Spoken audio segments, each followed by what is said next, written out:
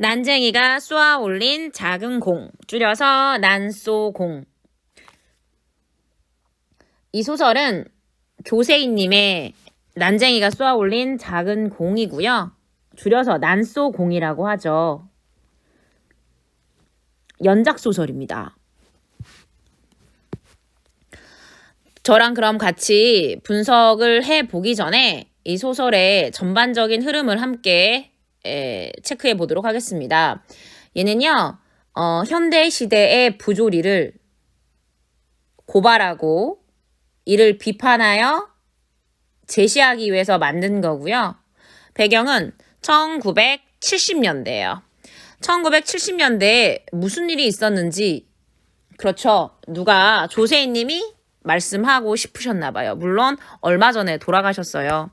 네, 1970년에 일어났던 비극은 지금 시대에도 유효하다라는 거죠. 낙원구 행복동, 낙원구 행복동이라는 곳이 있어요. 낙원과 행복이 있는 곳이 정말 아름다운 곳이죠. 그런데 이 비극은 바로 낙원구 행복동에서 일어납니다. 낙원구 행복동은요, 반어적으로 낙원이고 행복이라는 것을 이야기하는 게 아니라 전혀 그 낙원도 아니고 전혀 행복도 없다라는 거죠. 그곳이 어디냐? 1970년대에 빈부격차가 굉장히 심하다라는 것을 제시하고 있죠. 재개발 지역에서 일어났던 그 난쟁이 가족의 이야기를 가지고 사회 고발을 하고 있는 거예요. 총 이 소설은 아까 말씀드렸던 연작소설이라 그랬잖아요. 1부와 2부와 3부로 구성되어 있는데요. 각각의 물론 1부, 2부, 3부 전체적으로 봤을 때는 1인칭 주인공 시점이에요. 즉 서술자가 작품 안에 들어가서 자신의 감정에 대해서 막 얘기하는 거지만 근데 1부하고 2부하고 3부는 각각 시점이 달라요. 3남매가 있는데 1부는 영수의 시점으로 얘기하고요. 영수. 이 가족은 첫 번째 글자가 다 영이에요. 2부 같은 경우에는 영호의 시점으로 얘기하고 3부는 영희의 시점으로 나와요. 당연히 영수랑 영호가 남자고 영희가 여자이겠죠? 이렇게 해서 1부, 2부, 3부로 구성된 연작소설인 영수, 영호, 영희의 시점으로 이 소설이 전개가 되고요. 영수의 시점에서는 무슨 일이 일어나냐면 얘네들이 사는 곳이 어디라고요? 정말 반어적이죠. 낙원구 행복동이에요. 여기에 빡 하고 이게 날라와요. 이거는 바로 계고장인데 이 계고장은 이 법이라는 것은 누구 약자 편이 아니라는 것을 약자들한테는 굉장히 폭력적인 수단이라는 거고 이 법이라는 것은 강자의 세계를 유지하기 위한 하나의 수단이라는 것을 이 계고장을 통해서 알 수 있어요. 즉 낙원구 행복동에 사는 난쟁이 가족에게 정말 예측했지만 진짜 계고장이 날아듭니다. 네, 그 다음에 2부와 3부가 계속 이어지고요. 3부에서는 영희의 시점으로 제가 전개가 된다 그랬는데 영희가 그 투기업자를 따라가서 금고에서 입주권을 이렇게 몰래 빼냅니다.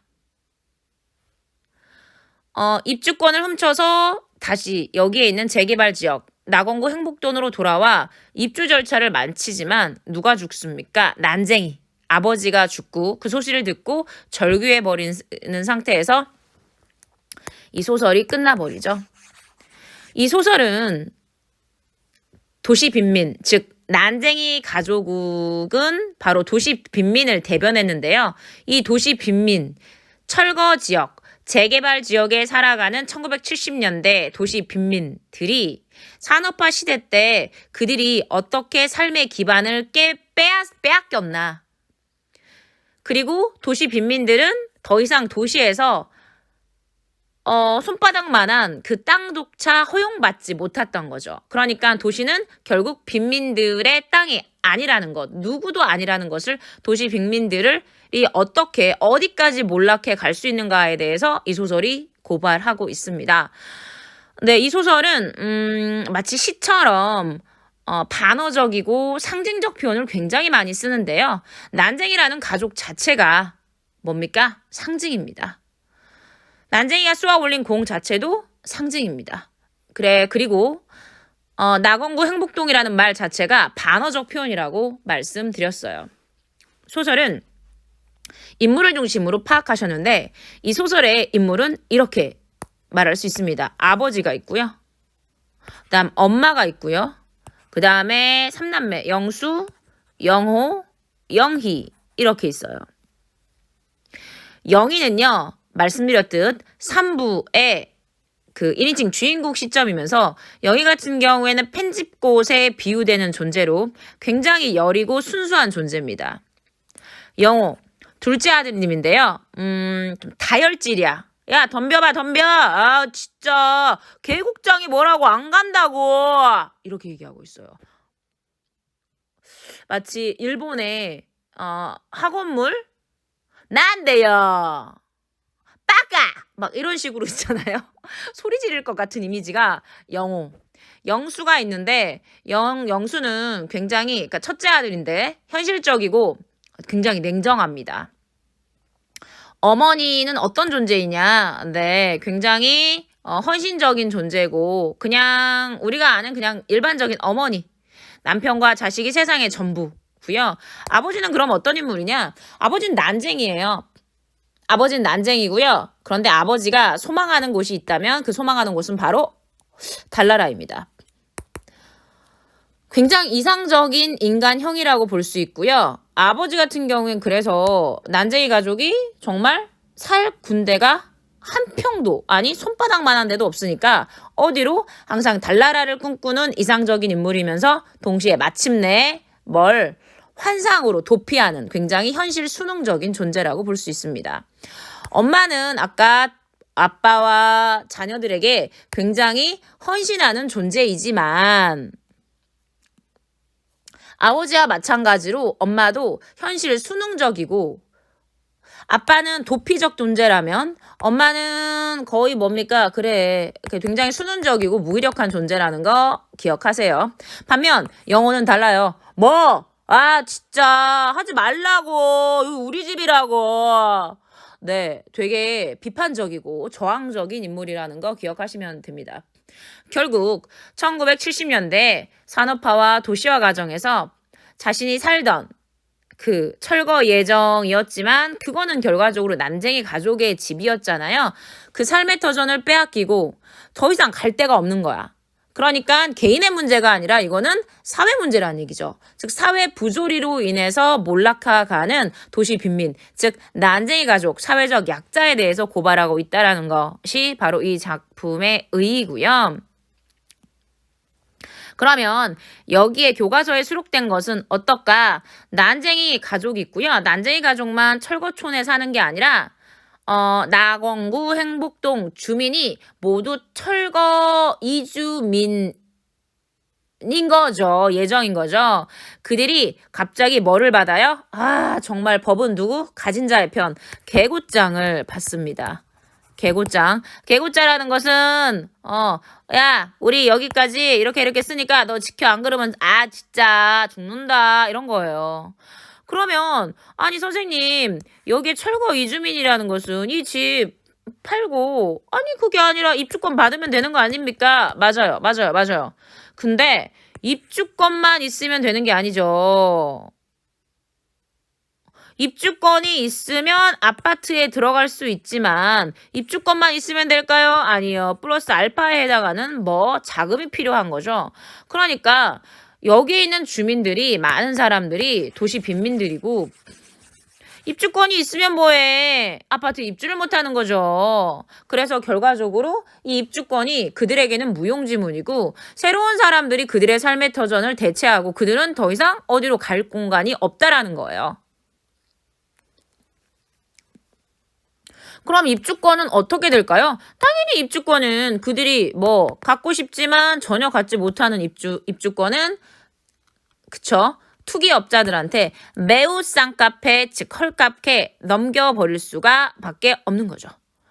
즉 난쟁이 가족, 난쏘군 가족뿐만 아니라 네, 행복동 주민들 대부분 행복동, 즉 재개발 지역에서 입주권이 있어도 불구하고 절대 뭐다. 할 수가 없다. 당연히 떠나야 되는 상황인 거다. 그래서 철거 이주민이다. 아니, 재개발한다면서요. 아니, 입주권이 있으면 뭐해. 그렇죠. 쩐이 있어야죠. 그 다음에 여기 인물에 난쟁이 가족 말고 아버지, 어머니, 영수, 영희 말고 이 사람 말고 영호가 아까 굉장히 저항적이고 철거하지 말라고 난데요 하는 인물이라 그랬잖아요. 그런데 여기에서 이런 사람이 나와요. 지섭이라는 인물이 나오는데요. 지섭이라는 인물은 대학생이에요.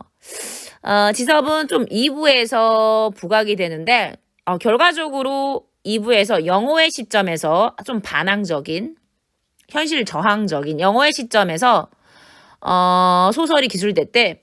형제가 회사에서 쫓겨나고 투기업자에게 입주권을 팔아버립니다. 당연히 집은 어떻게 되겠어요? 강제로 철거당하겠죠? 그런 상태에서 지섭이 누구처럼 영호처럼 난데야 철거에 항의하다가 막 싸워. 그래서 결과적으로 끌려가는 상황인 거죠.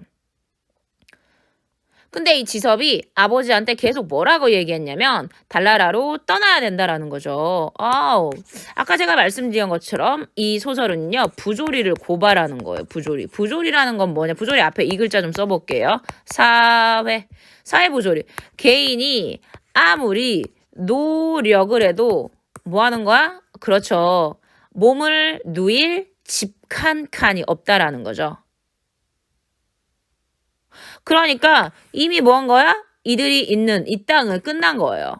그러면 어디 갈 수밖에 없어요? 이 부조리가 없는 세상. 그 세상이 바로 뭘까요? 세 글자. 달라랑입니다. 됐나요? 자, 그럼 저랑 함께 소설을 한번 분석해 보도록 하겠습니다. 화이팅! 볼게요. 사람들은 아버지를 난쟁이라고 불렀다. 난쟁이. 이 난쟁이라는 것은 굉장한 상징을 갖고 있어요. 난쟁이는 즉 사회적 약자를 여기에서는 장애인이지만 동시에 이 장애인이면서 난쟁이 가족은 도시 빈민이죠. 그래서 굉장한 상징성이 있다는 거 기억하시면 되고요. 사람들은 옳게 보았다. 사람들은 틀린 게 아니야. 아버지는 난쟁이였어. 맞지?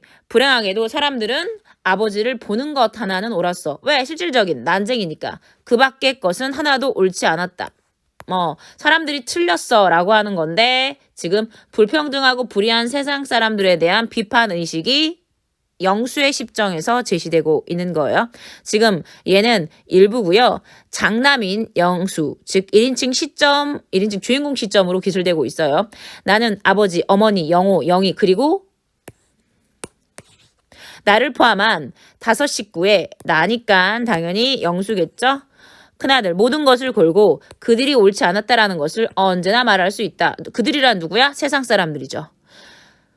즉 그들은 모두 틀렸어. 그래, 아버지는 난쟁이였어. 맞아. 그런데 그들은 다 잘못된 거야.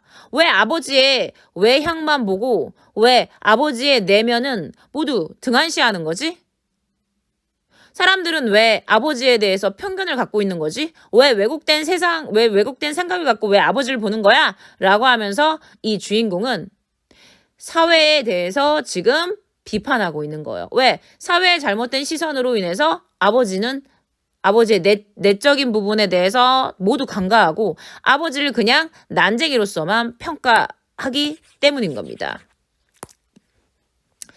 나의 모든 것이라는 것을 표현하는 5 식구의 목숨이 포함되어 있다. 네, 여기 굉장히 중요하죠? 천국에 사는 사람들은 지옥을 생각할 필요가 없다. 여기서 천국이라는 것은 보통 사람들이죠. 부유한 사람이고요. 지옥을 생각할 필요가 없다는 것은 지옥에 사는 사람은 바로 난쟁이 가족입니다. 그러나 우리 5 식구는 지옥에 살면서 천국을 갈망했대요. 단 하루도 천국을 갈망하지 않는 날이 없었대요. 하루하루의 생활이 지겨웠기 때문이고 우리의 생활은 끔찍했어. 전쟁과 같았어. 우리는 그 전쟁에서 맨날 패배했어. 그 전쟁에서 우리는 뭘 꿈꿨지만 천국을 꿈꿨지만 맨날 지기만 했다라는 것은 가난에서 벗어날 수 없다라는 뜻이에요. 그런데도 어머니는 모든 것을 참았어. 굉장히 헌신적인 인물, 현실 그러나 수능적인 인물. 그러나 빠밤빰 그날 아침 일만은 그날 아침에 대체 무슨 일이 일어난 거지? 참기 어려웠던 것 같다. 누가 아하 어머니 마음 통장이 이걸 가져왔어요. 아까 갈등의 시발점이 된 게 뭐였어요? 이렇게 시작하는데 그렇죠. 계고장. 무슨 계곡장? 철거를 알리는. 내가 말했다. 영수가 말했군요. 어머니는 조각마루 끝에 왜 조각마루 끝일까요? 마루면 이렇게 넘어야 되는데 마루가 너무 조그만해가지고 이만밖에 안 하는 거죠. 가난해. 아침 식사를 하고 있었다. 그게 뭐냐? 철거 계곡장이에요. 기어코 왔구나. 기어코 왔대. 그러니까 식구들은 여기가 철거 예정지고 철거 계곡장이 오리란 걸 알고 있었던 거죠. 어머니가 말했다. 그러니까 집을 헐라는 거지. 우리가 꼭 받아야 할 것 중에 하나가 이제 나온 셈이로구나. 엄마는 예상했다 안 했다? 했다. 어머니는 식사를 중단했다. 나는 어머니의 밥상을 내려다보았다. 아까 조각마루 끝이라는 것을 통해서 어깨에 찢어지게 가난하다라는 걸 알 수 있고 어머니의 밥상 과연 굴비나 갈비 비비 끝내줘. 갈비, 굴비, 비비크림, no. 보리밥에 까만 된장, 그리고 시든 고추, 두어 개와 조린 감자. 맛있겠는데? 보리밥에 된장. 맛있어. 고추는 좋은데 시든 고추는 싫어. 조린 감자. 맛있는데. 그렇네요. 비건 아니신가 봐요. 나는 어머니를 위해 철거 계곡장을 천천히 읽었다. 이게 철거 계곡장이죠. 이걸 받았다고 생각해 보세요. 와! 서울특별시 나건구 행복동 랄 하고 있네. 무슨 나건구 행복동이야. 지금 사회가 부조리해가지고 난쟁이 가족은 열심히 살고 있는데 도시에서 살 곳이 없어서 벼랑 끝으로 내몰리는데 무슨 이곳이 나건구 행복동이냐고. 이게 뭐랬지? 46번지 1839 김불이 기화. 난쟁이 아빠 이름이 김불이. 제목 재개발 사업 구역 및 고지대 건물 철거 지시. 이런 거 받으면 얼마나 놀랄까요? 아니 우리 집이 무너진다는 거야. 우리 집을 부순다는 거야. 기아 소유 아래 표시 건물은 주택 개량 촉진에 관한 개량하고 고치고 촉진 빨래빨래 임시조치법에 따라 행복상구역 재개발 지구로 지정되어 서울특별시 주택 개량 재개발 사업 시행 조례 제15조 건축법 제5조 및 동법 제42조의 규정에 의하여 1970 9월 30일까지 자진 철거할 것을 명합니다. 웬일이야. 지금 주택 개량 초칙에 관한 임시조치법에 근거하여서 나가리 아래 여기도 써 있어요. 철거를 합리화하는 근거로 뭐가 쓰입니까? 법이. 그러니까 이 법은 보통 어떤 존재죠? 정의구현하는 존재죠. 정의구현을 하는 근거가 되는 법이 정의구현이 아니라 사회적 약자의 삶의 터전을 강탈하는 그 근거가 된다라는 뜻에서 이 법이라는 것은 사회적 약자 편이 아니라 바로 너무 끔찍하다. 사회적 약자 편이 아니라 강자 편이라는 거, 부자 편이라는 것을 확인할 수 있네요. 만일 위 길까지 철거하지 않을 경우에는 행정 대집행법에 정하는 바에 의하여 무서워. 이렇게 소시민도 아니다. 이렇게 가난하고 못 배운 사람한테 이 법이라는 것은 얼마나 무섭게 느껴질까요? 그렇죠. 대부분의 사람들은 이 법을 보면 놀고 있는 소리 하고 있네 소송각 이런 식으로 하면서 당장에 그렇죠 로펌 고용하겠지만 이들은 그럴 힘이 없으니까 벌벌벌 떨고 이게 당연한 건 줄 알겠죠. 아, 강제 철거하고 그 비용은 웬일이야. 귀하로부터 징수하겠다. 아니 돈도 없어 죽겠는데 뭐해. 아 돈을 또 내래. 거의 어떻게 협박하고 있어. 행정 지금 이 법이라는 존재가 빈민을 협박하는 존재고 그 다음에 여기 빈민의 저항을 막는 장치로서 쓰이고 있다라는 거죠. 그쵸? 지금 너희들 철거는 당연한 거야. 그러면서 빈민들을 억압하는 근거가 되면서 심지어 저항까지 아예 그냥 원천 봉쇄하고 있고 더불어 비용까지 물게 한다라면서 협박하고 있어요. 어머니는 조각마루 끝에 앉아 말이 없었다. 벽돌 공장의 높은 굴뚝, 산업화를 상징하죠. 그림자가 시멘트 담에서 꺾어지며 좁은 마당을 덮었대. 네, 이거 볼게요. 그들의 집이 있으면, 네, 저는 예전에 한옥에 살아가지고 집을 지으면 이렇게밖에 못 그려요. 이렇게. 네, 한옥에 이게 마당이 이렇게 있으면 공장이 옆에 막 있나 봐요. 그 공장, 여기 공장, 이 굴뚝에 해당하는 그림자가 여기를 다 이렇게 뭐 했다라는 거? 가렸다라는 거죠. 그렇죠. 아니 그게 아니라 일조권 왜? 일조권은 줘야지. 말도 안 된다고요? 산업화의 폭압성을 상징했어요. 왜? 굴뚝의 그림자가 이 집을 아예 다 덮어버렸으니까. 이 산업화의 결과물이 결과적으로 이들의 약자를 계속 희생을 강요하는 거죠. 동네 사람들이 골목으로 나와 뭐라고 소리치고 있었다. 이씨, 김씨, 나와봐. 개고장이 왔디야. 통장은 그들 사이를 비집고 나와 방죽 쪽으로 걸음을 옮겼다. 어머니는 식사를 끝내지 않은 밥상을 들고 부엌으로 갔다. 어머니는 두 무릎을 고추 세우고 있었다. 그리고 손을 들어 부엌 바닥을 한번 치고 아이고 가슴을 한번 쳤다.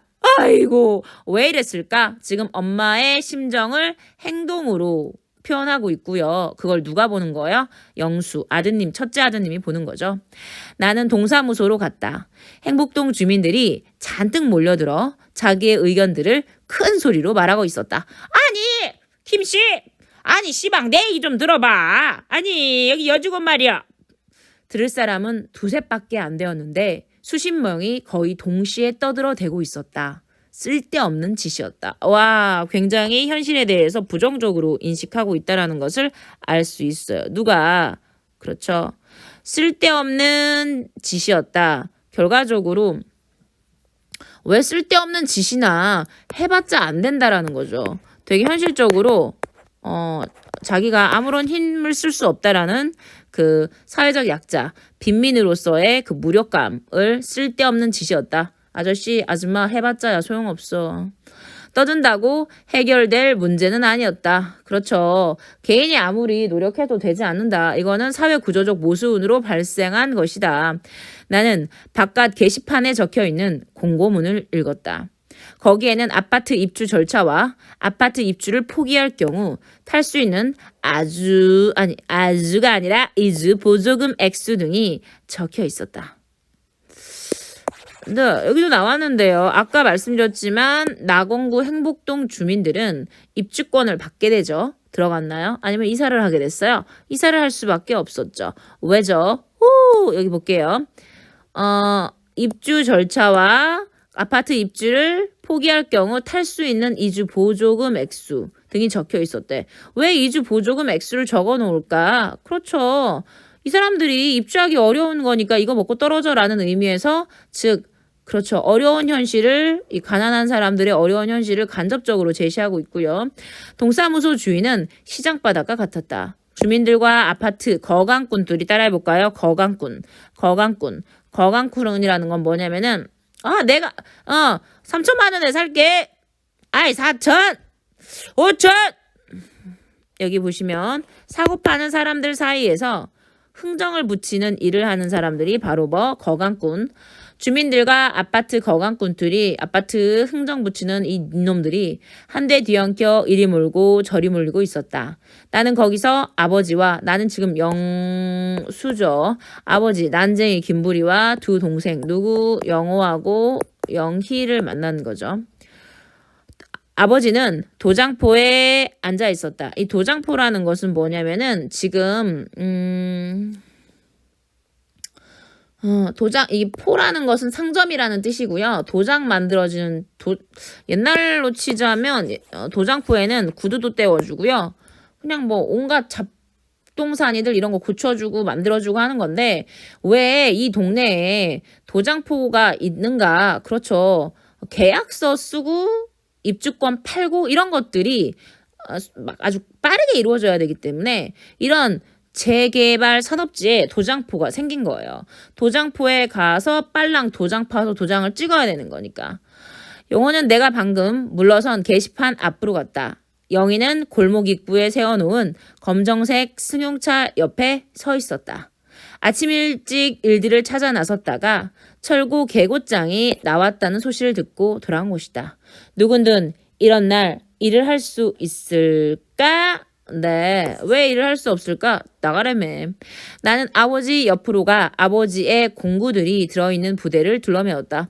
네, 공구란 무엇일까요? 거기에 망치도 있고요, 민키봉도 있고요, 핑키봉도 있고요.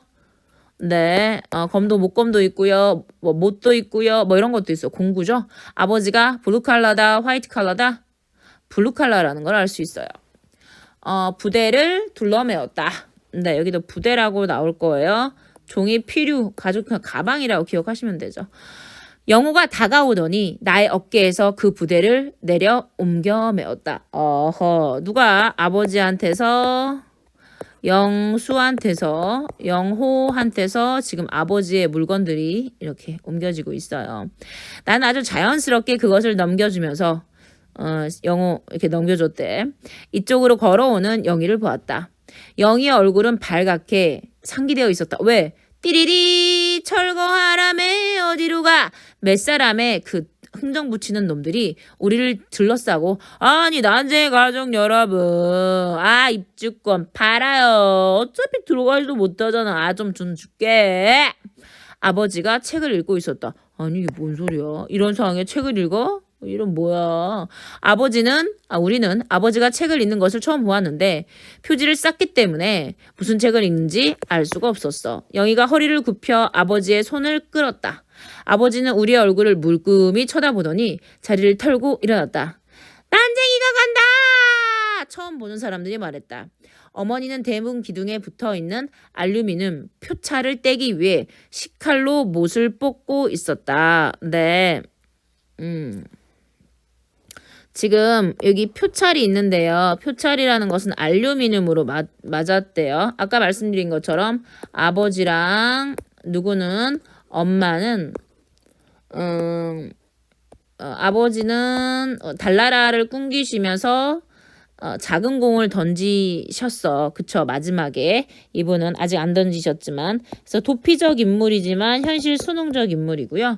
엄마는 현실적 존재이지만 이분도 수능적 존재예요. 자, 집마다 철거를 앞둔 집이기 때문에 이게 표찰이 있어요. 이 표찰을 떼서 어디에 줘야만 뭐를 받을 수가 있어요. 네,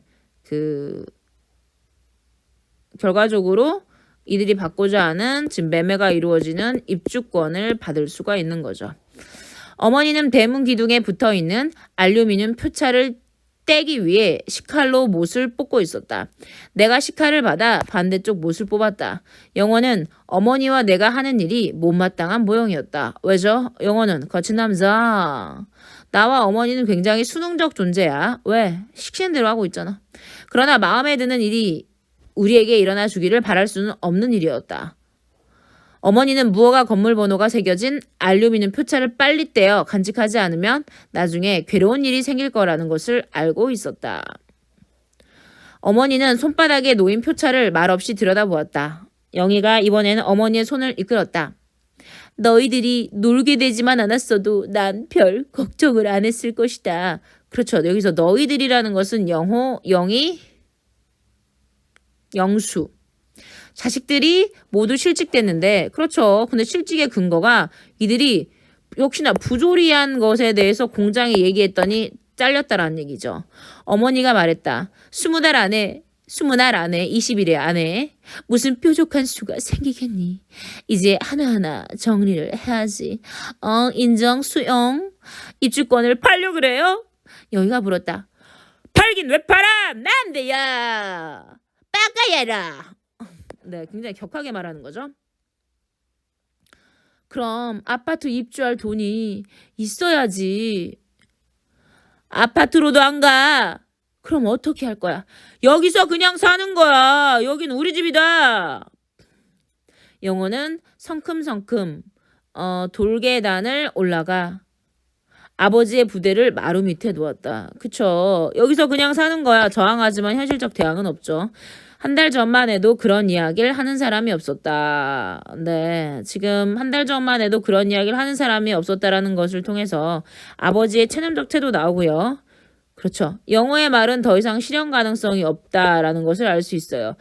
그렇죠. 아파트 입주할 돈이 있으니까 팔지도 않을 것이고 그냥 여기에 산다라고 하는 그 생각 자체. 그러나 한 달 전만 해도 그런 이야기를 하는 사람이 있는데 지금은 완전히 사라졌다라는 것을 말하네요. 아버지가 말했다. 어머니가 내준 철구 계고장을 막 읽고 난 참이었다. 시에서 아파트를 지어놨다니까 얘긴 그걸로 끝난 거다. 네, 아버지도 되게 친음적 태도로 일관하고 있으면서 엄마와 마찬가지로 수능적으로 대하고 계시죠. 그렇죠. 땡땡시로 대표하는 국가기관의 명령을 거역할 수 없음을 나타내고 있고요. 그건 우리를 위해서 지은 게 아니에요. 영호가 말했다. 영호가 아까 말한 것처럼 굉장히 저항적인 인물이라 그랬죠. 그건이라는 것은 지금 아파트죠. 아파트는 우리를 위해서, 즉 난쟁이 가족을 위해서 도시의 약자, 사회적 약자를 위해서 지은 게 아니라고 하면서 국가나 그런 사회에 대해서 부조리함을 인식하고 있는 거죠. 돈도 많이 있어야 되잖아요. 영희는 마당과 펜지꽃 앞에 서 있었다. 말씀드렸지만 영희의 이미지는 펜지꽃으로 이야기할 수 있는데요. 바로 순수하고 되게 연약한 이 이미지를 형상한 존재가 펜지꽃. 펜지는 비만 오더라도 잎사귀가 이렇게 좀 해져요. 그 정도로 연약해요. 우린 못 터나 갈 곳이 없어. 그렇지? 큰오빠? 네. 어떤 놈이든 집을 헐러오는 놈은 그냥 놔주지 않을 테야 라고 영호가 지금 분노하고 있죠. 영호가 말했다. 그만둬. 내가 말했다. 그들 옆엔 법이 있다. 그들 옆에라는 것은 천국에 사는 사람들, 부유한 사람들이고요. 법이 있다. 즉 법은 가진 자의 편이다 라고 누가 영호가 인식하는 거죠. 이 글의 서술자. 아버지 말대로 모든 이야기는 끝나버린 것이나 마찬가지였다. 자, 법의 강력한 힘. 현실적으로 이주를 할 수밖에 없는 상황이죠. 인정하고 마당가 펜지꽃 앞에 서 있던 영희가 고개를 돌렸다. 영희는 울고 있었다. 어렸을 때부터 영희는 잘 울었다. 그때 나는 말했다. 울지마 영희야. 자꾸 울음이 나와. 그럼 소리를 내지 말고 울어. 네, 소리를 내지 말고 울어. 원래 울음이라는 것은 소리를 내고 울어야 되는 거거든요. 그럼에도 불구하고 이 영희네 가족은 사회적 약자이기 때문에 오빠는 영희에게 소리를 내지 말고 울어. 즉 아픔을 참고 견디지 않으면 살아가기 어려운 현실. 즉 뭐라 견뎌라. 티내지 마라 라고 이야기하고 있는 거죠. 응. 그러나 풀밭에서 영희는 소리를 내서 울었다. 나는 손으로 영희의 입을 막았다. 영희의 몸에서는 풀냄새가 났다. 네, 여기 풀냄새가 나오는데 이 풀냄새를 기점으로 이야기가 굉장히 슬퍼집니다. 이 풀냄새를 통해서 과거 회상의 매개체고요. 풀냄새는 이 주인공이 과거를 회상하기 시작합니다. 개천 건너 주택가 골목에는 얘네 집이 이렇게 있으면 여기 개천 건너 여기 주택가 골목길가 있어요. 고기 굽는 냄새, 즉 가진 자들이 먹을 수 있는 거죠. 지옥에 사는 난쟁이 가족은 결코 먹을 수 없는 것이었어요. 고기 굽는 냄새가 났다. 나는 그것이 고기 굽는 냄새인 줄 알면서도 어머니에게 묻고는 했다. 자, 고기 굽는 냄새. 영희의 몸에서는 풀냄새가 났지만 개천 건네에서는 고기 굽는 냄새가 났고 나는 이걸 너무 어렸을 때 먹고 싶지만 고기 냄새가 고기 냄새인 거를 알지만 엄마한테 묻는 거죠. 저게 무슨 냄새냐고. 네, 여기도 풍요로움을 상징하며 상대적 박탈감을 느끼는 그 대상이 바로 고기 굽는 냄새고 얘랑 대비되는 존재가 풀 냄새고 풀과 vs 고기는 부와 가난을 각각 상징하면서 이 풀은 누구에게 냄새를 가나요? 영희에게 난다는 거죠. 얘는요 개천 주택가에서 납니다. 어머니는 말없이 걸었다. 나는 다시 물었다. 엄마 이게 무슨 냄새지? 어머니는 나의 손을 잡았다. 어머니는 걸음을 빨리 하면서 말했다. 왜요? 벗어나고 싶으니까. 애기들한테 주고 싶은데 애기들한테 못 주니까요. 계속 고기 굽는 냄새란다. 우리도 나중에 해먹자. 말도 안 돼. 지킬 수 없는 약속입니다. 하지만 아이를 달래기 위해서 영호를 달래기 위해서 이렇게 얘기하는 거죠. 그런데 아이는 철없이 이렇게 물었죠. 나중에 언제? 자 빨리 가자. 엄마가 말해. 너도 공부를 열심히 하면 좋은 집에 살 수 있고 고기도 날마다 먹을 수 있단다. 그러니까 엄마가 이렇게 얘기를 했어. 그랬더니 어린 영호가 거짓말 이렇게 얘기했는데 거짓말이라는 것은 우리는 영원히 풀냄새가 날 거고 고기는 못 먹을 거야. 우리 집은 절대 좋아지지 않을 거야 라는 어린 시절에 영호가 이렇게 생각했던 거죠. 어머니의 손을 뿌리치며 내가 말했다. 아빠는 나쁜 사람이야. 어떡합니까? 아빠 주인공의 기준에서 봤을 때 아빠가 나빠. 왜? 자기한테 너무너무 고기가 먹고 싶었지만 개천가 주택가처럼 고기를 그렇죠. 사주지 못해죠. 여기에선 말하면은 얘네들은 주머니가 없는 옷을 입고 살았고 개천가에 있는 애들은 주머니가 달린 옷을 입었는데 주머니 달린 옷의 상징성은 경제적 풍요를 의미합니다. 아버지는 나쁜 사람이야. 경제적 능력이 부족한 아버지에 대한 영호의 원망이었고요. 어렸을 때 어머니가 우뚝 섰다. 너 방금 뭐라고 했니? 우리 아버지는 나쁜 사람이야. 너 매 좀 맞아야겠구나. 아버지는 좋은 분이란다. 주인공은 영호는 경제적 측면에서 고기를 못 사주니까 아버지를 나쁜 사람이라고 얘기했지만 엄마 입장에서 아버지는 도덕적으로 인간적으로 좋은 사람이기 때문에 좋은 분이라고 얘기했던 거죠. 나도 주머니가 달린 옷을 입고 싶어. 주머니가 달린 옷, 풍요를 의미하죠. 빨리 가자. 엄마는 왜 우리 옷에 주머니를 안 달아주지? 돈도 넣어주지 못하고 먹을 것도 넣어줄 게 없어서 그렇지? 우린 가난해서 그렇잖아! 라고 하는 거죠. 아버지에 대해 말을 막 하면 너 매맞을 줄 알아라. 아버지는 악당도 못해. 악당은 돈이나 맞지. 이 문장 굉장히 중요한 건데요. 필자가 말하고자 하는 것은 뭐냐면은 너무너무 고기도 먹고 싶고 주머니 있는 옷, 즉 풍요로워 싶다라는 거죠. 경제적으로 여유롭고 싶지만 아버지는 악당도 못다라는 거죠. 여기서 악당은 누구냐면 천국에 사는 사람이고 저기 개천 건너 주택에 사는 사람, 즉 고기 먹는 사람, 즉 주머니 달린 옷을 입는 사람이에요. 근데 아버지는 악당도 못해. 악당은 돈이나 먹지. 여기 보시면 악당과 돈 많은 사람을 동일시했어. 가진 자의 부도덕성이 심각하다라는 건데 가진 자의 부도덕성이 뭐냐면은 나쁜 사람, 도덕적이지 못하는 거를 부각하기 위해서 이렇게 어린 내가 말했는데 아버지는 돈을 가진 사람이 못돼. 악당도 못해. 그러니까 돈 이꼴 악당이야. 그러니까 악당이 돼야 돈을 가질 수 있는 거야. 아버지는 아버지는 좋은 분이다. 알아. 나는 말했다. 수백 번도 더 들었어. 그렇지만 이젠 속지 않아. 왜 이래요? 아버지는 능력이 없으니까. 엄마, 큰오빠는 말을 안 들어. 영희는 부엌 문 앞에 서서 말했다. 엄마, 몰래 또 고기 냄새 맡으러 갔었대. 나는 안 갔어. 너무 슬퍼. 영희가 지금 고자질하고 있어요. 엄마가 이 얘기 들으면 얼마나 가슴이 아플까. 어머니는 아무 말이 없었다. 나는 영희를 흘겨 보였다. 영희는 또 말했다. 엄마, 큰오빠가 고기 냄새 맡으러 갔었다고 말했더니 막 때리려 그래.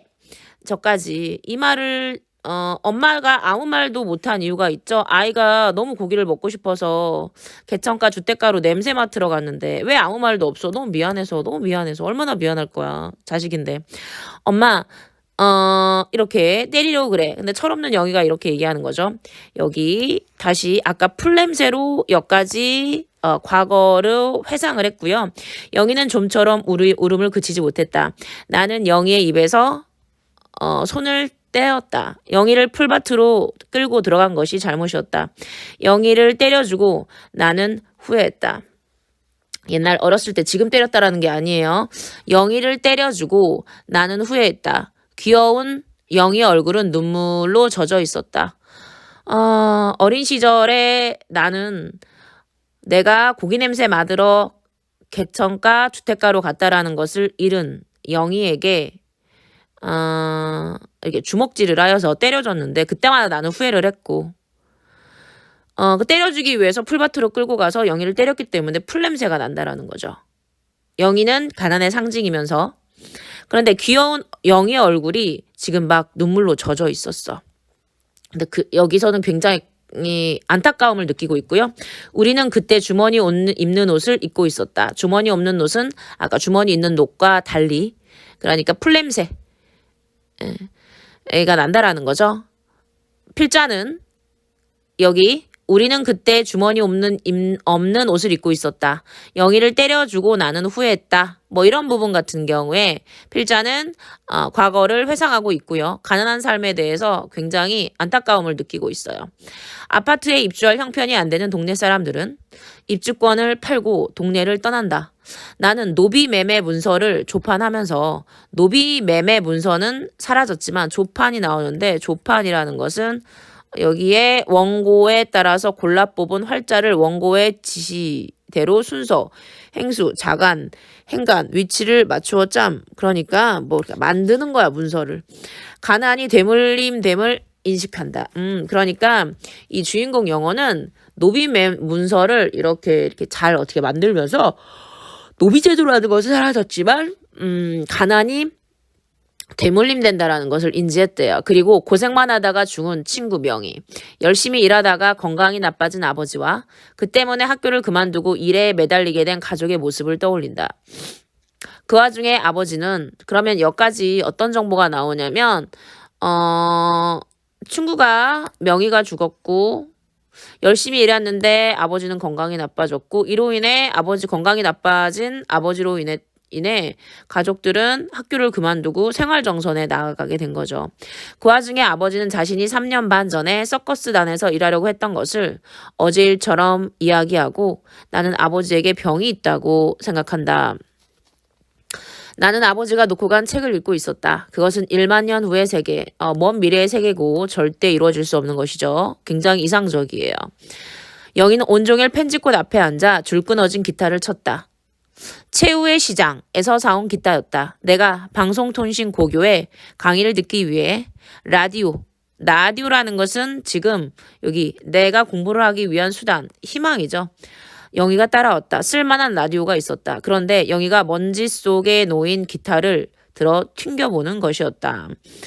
네, 최후의 시장에서 영희가 이 당시에 주인공이 학업을 위해서 라디오를 사러 갈 때 영희가 뭐를 들여다보고 있어요? 기타. 그래서 영희의 꿈과 희망이 기타고 나는 라디오였어요. 영희는 고개를 약간 숙이고 기타를 쳤다. 긴 머리에 반쯤 가려진 옆 얼굴이 아주 예뻤다. 영희가 치는 기타 소리는 영희에게 아주 잘 어울렸다. 나는 먼저 골랐던 라디오를 살 수는 없었어. 좀 더 싼 것으로 바꾸면서 영희가 든 기타를 가리켰어. 배려 쩔어. 어렸을 때는 때려주더니. 그 라디오가 고장이 나고 기타는 줄이 하나 끊어졌다. 웬일이야. 희망의 상징은 라디오가 고장이 나고 영희의 희망의 상징인 기타의 줄이 끊어졌어. 그러니까 나와 영희의 꿈이 좌절될 것을 암시하고 있고요. 줄 끊어진 기타를 영희는 쳤다. 나는 아버지가 무슨 생각을 하고 있는지 알 수 없었다. 1만 년 후의 세계, 가능하지 않는 세계의 현실에서는 라는 책을 아버지는 개천 건너 주택가에 사는 젊은이, 바로 누구예요? 지섭에게 빌렸는데 지섭은 밝고 깨끗한 주택가 3층 집에서 살았다. 지섭은 그 집 가정교사였어. 지식인이죠. 그러나 여기 소외계층이라는 거, 아버지와 그는 서로 통하는 데가 있었다. 왜 통했냐? 소외계층이라는 점, 지석과 아버지는 이 땅에서 떠나야 돼 라는 것이 인식하고 있다는 점에서 둘은 생각이 같아요. 지섭이 하는 말을 나는 들었다. 그는 이 땅에서 우리가 기댈 것은 이제 없다고. 왜? 이 땅에서는 사랑이 없고 배려가 없고, 그치, 모든 법과 제도는 부자들을 위한 것. 왜? 아버지가 말했다. 지섭은 말했다. 사람들은 사랑이 없는 욕망만 갖고 있어요. 그래서 단 한 사람도 남을 위해 눈물을 흘릴 줄 모릅니다. 이런 사람들만 사는 땅은 죽은 땅입니다. 라고 현실을 이야기하고 있네요. 하긴 아저씨는 평생 아무 일도 안 하셨습니까? 일을 안 하더니 일을 했지. 열심히 일했어. 우리 식구 모두가 열심히 일했네. 그럼 무슨 나쁜 일을 하신 적은 없습니까? 법을 어기신 적 없어요? 없어. 그렇다면 기도를 드리지 않으셨습니다. 간절한 마음으로 기도를 드리지 않으셨어요. 기도도 올렸지. 그런데 이게 뭡니까? 뭔가 잘못된 게 분명하죠? 불공평하지 않으세요? 이제 이 땅은 이제 이 죽은 땅을 떠나야 됩니다. 굉장히 현실 비판적으로 이야기하고 있고요. 떠나다니 어디로? 달나라로. 네, 이상적 공간에 대해서 얘기하고 있고요. 얘들아, 어머니의 불안한 음성이 높아졌다. 나는 책장을 덮고 밖으로 뛰어나갔다. 영어와 영희는 엉뚱한 곳을 찾아 헤매고 있었다. 나는 방주가로 나가 곡장 하늘을 쳐다보았다. 벽돌 공장의 높은 굴뚝이 눈앞으로 다가왔다. 그 벤 꼭대기에 아버지가 서 있었다. 바로 한 걸음 정도 달이 걸려 있었는데 아버지가 꿈꾸는 1만 년 후의 세계, 그리고 저기 이상세계, 달이 있는 거죠. 아버지는 피레침을 잡고 발을 앞으로 내밀었다. 그 자세로 아버지는 종이 비행기를 날렸다. 이 종이 비행기는 정말 잘 날리는 사람도 임시적으로 하늘을 날지만 결국 떨어지고 말죠. 네, 아버지의 희망이 좌절될 것임을 암시하는 존재. 그리고 이 소설은 이렇게 비극적으로 끝납니다.